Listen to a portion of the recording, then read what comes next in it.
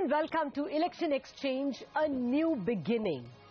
This is the first time since 1984 that we will probably have a government with a stable majority. The first time we will have a Prime Minister born in free India. The first time we will probably have a Prime Minister who has been a Chief Minister for 10 years with a successful track record both in administration as well as in economic development. So the question, are we in the throes of a new beginning in terms of policy thinking, in execution, in new out-of-the-box ideas?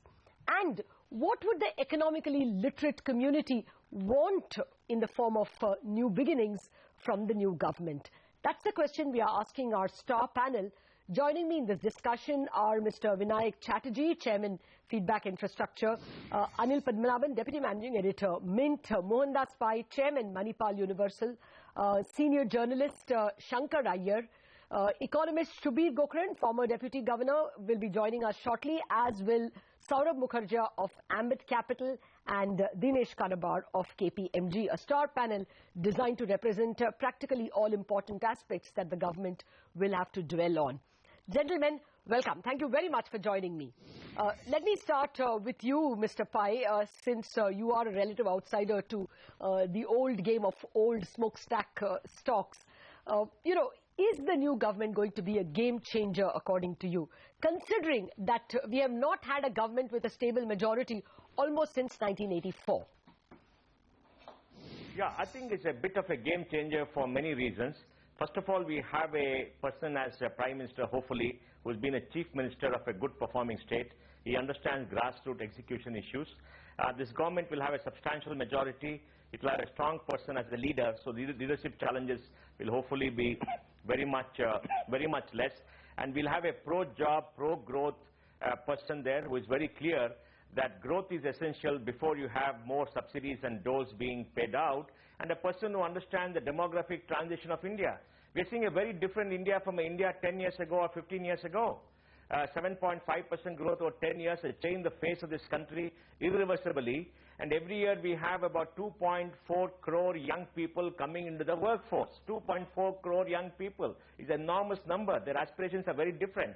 So I think it's an inflection point for India if done very well, and let us keep our fingers crossed. Okay, no, that's a tall order now, 2.4 crore more jobs every year. But, Mr. Pai, we will come to that in a bit. I'm more interested in checking out whether we are in the throes of something new in terms of, policy thinking. So let me get to the free-floating intellectuals in the panel. Anil Padmanabhan and Shankar Iyer, the journalists, are with us. Shankar, let me start with you. Do you think that, we are all assuming that it is Mr. Modi who is the Prime Minister now that the polls are indicating a reasonably strong chance that we are going to have a stable government with Modi at the helm. Do you think he will break free even in terms of, say, for instance, organizing ministries? Are we going to see some new thinking in terms of readjusting and putting together, say, the Ministry of Coal and Energy together? Well, first things first, Lata, all assumptions would have to factor that we still don't know what the final number is going to be. And so whether it will be a stable government or not depends on what we see in the final result sheet on May the 16th. As you know, all the exit polls are giving you a trajectory that we might have a BJP, NDA government in place and a Modi Sarkar.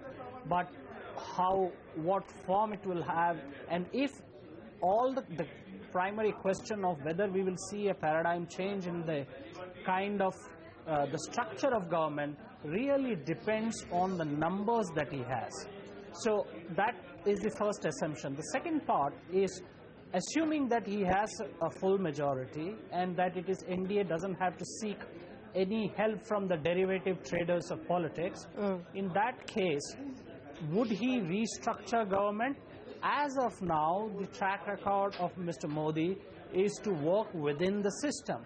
In fact, to a particular specific question in one of the interviews, he said that I don't believe that ministries, if the issue is the number of ministries, the issue is implementation. So he's more a process person, a last mile connectivity person, and he might have great ideas which he has the gumption to execute. Remember, this is a person who is elected to office, not appointed to office. And that makes a huge difference to the manner of his working. So will he be able to, for instance, he's not seen to be pro-privatization. We have several ministries in the center which really have no business being there. At least 20 ministries could be dismantled and the government layering and inefficiencies could be cured. But I don't think he subscribed to such a large Schumpeterian redoing of government. I think he is more a process person. We might see new ideas, new ways in which government functions. He might put in a result-oriented system there. But I don't think we should look for a big bang Schumpeterian reforms here. All right, that's an emphatic no to new beginnings, but more to doing well.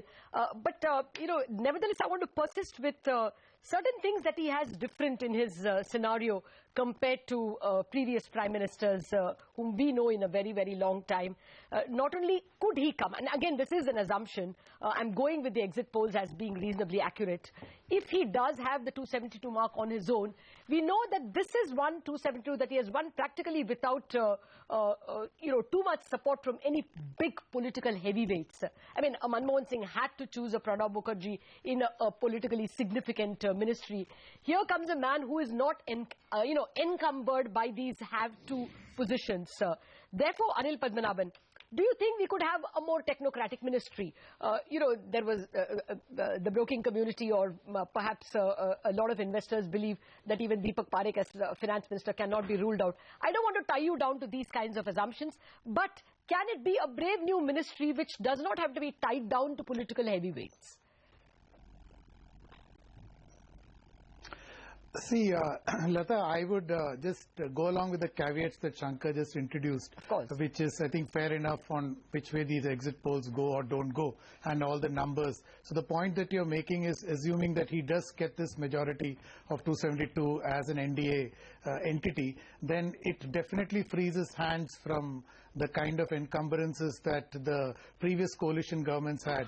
But the previous UPA version, the UPA 2, did not have this problem when they came into government. So they messed up despite the numbers. So I think that brings us to the key issue is on leadership, and which you may not agree with him, but there's tremendous certitude with what he thinks about and what he wants. So those are the things going for him. One central point is that. Secondly, I think he is inheriting an economy which has been devastated over the last 10 years. So, I mean, to use a word, he's Laluized, I mean, the UPA has Laluized the economy, you know, what Lalu did to Bihar. So, in a sense, he starts from a very, very low base. So, even incremental gains will look very, very impressive. So, one, he has a good head start to begin with. And I would draw, indications from his own manifesto, his party's manifesto, which sets out some kind of a clear milestone. They're looking at some 100-day achievement milestones, several of them, like a governance committee. They're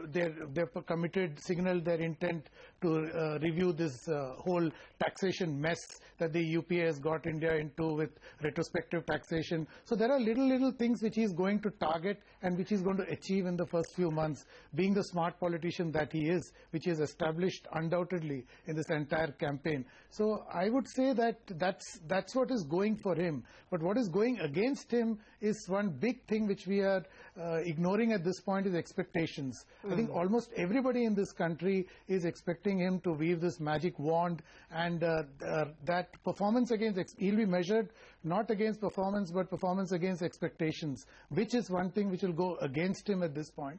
But he's very good in managing atmospherics, so I don't know how he'll deal with that, but he's a good politician. And finally, a question on a technocrat in finance ministry, I think is a very bad idea. You need a politician, because almost half of the support has to come from legislative amendments required, like the GST and the DTC. You need support on both sides of the aisle. You need a very smart politician. Anil, I was only suggesting finance ministry and Deepak Parekh by way of an example. I don't mean one ministry. I by this mean whether, you will have something, because it is an unencumbered Prime Minister, whether he could go for technocrats in ministries that, can have technocrats? Yeah, I mean, I don't think he'll have a rule, and I'm not so sure on his preference of technocrats because he doesn't seem to have established it along the way in Gujarat where he's governed for now over 3 terms. So you don't see that preference ordering in him. And also there's an incoming government. They've been out of power for 10 years. There'll be a lot of politicians who will have to be accommodated. There are heavyweights. So cabinet formation is a very complicated and tricky task about whom to allocate what. But I think it is very clear from the manifesto, you should draw parallels from there, that the direction of change is very clear. And like Shankar said, he's a man of process, of execution. So he's going to follow that to the T, because that manifesto, if you go back to that CII talk, that traders talk which he gave in Delhi, where he actually set out the contours of the manifesto. And the entire manifesto is stuck to that. So which means this is his manifesto and this is his agenda. So if he gets 272, he's going to push for that. Okay. Now, I'll just comment on a couple of points. You referred to the Laluization of the economy by the UPA and the fact that they also had a majority. In spite of it, they did it. Well, just to be the devil's advocate, not that I want to be at all in this case, they were trying to raise diesel prices earlier, but they had to contend with a cantankerous Mamta, and they were dependent on her. So at several points in time, they were encumbered by the fact that they did not have a majority on several issues. And once again, I want to say that a sterling personality sometimes can make a big difference even in an old scenario. And Raghuram Rajan perhaps is one kind of an example. Of course, he got a lot of help from Bernanke pushing the taper timetable by 2 months. But nevertheless, a striking person with a strong first-day agenda could change the sentiment, and there was a Rajan trade that played out thereafter. So, a new man could ensure and engender a new beginning. Let me get my other participants in before I get to their subject-specific strengths, because even as you spoke about retrospective taxes, Mr. Dinesh Kanavaru, who is with me in the studio, gave a wide grin, which clearly is going to be top on the agenda for companies, for FIIs, for a whole lot of investors. But Saurabh, let me begin with you first. Is just a new beginning possible if there is a majority, as the exit polls indicate, that it is going to be 272 plus?